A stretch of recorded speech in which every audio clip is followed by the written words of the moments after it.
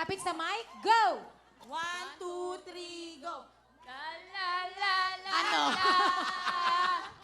Hi, I'm Jem. I'm Wina. I'm Rose. And I'm Lynn. At kami ang Old Panaderos Cuties sa Santa Ana, Manila. Willie, Willie. nandito na kami. Hindi magpapatalo. Uwi na kayo. Kami ang mananalo. Get out! Puto ka na! Okay, pwesto. At habang pumapwesto sila, naku, Sugar Mommy, ihatid mo ng swerte. Ito na, Old Panadera, Santa Ana, Manila! Yes, nanay! Excited ka! Dahil excited ka, eto na! Ang 10,000 nyo!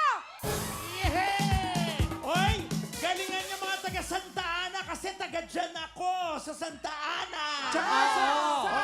sa ating mga players, konting ingat lang. Oo, bilisan ninyo ha. Ano ba ang ating time to beat? Yes, time to beat is 35 seconds. Mabilis to. Oo. At dahil ready na sila, eto na, sina Lynn, Rose, Jem, Wina, Old Panadero, Santa Ana, Manila. Puto ka na! Go!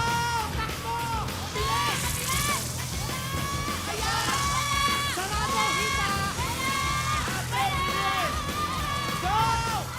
Buelo, ate, buelo! Ate! Yun. Okay, takbo! Okay. Mali! Agos!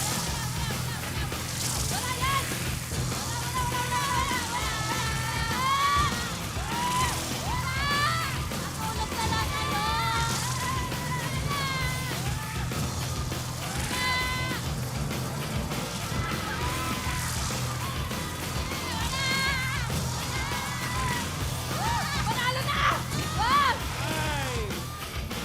Ay! Alam Alam mo- niyo ba?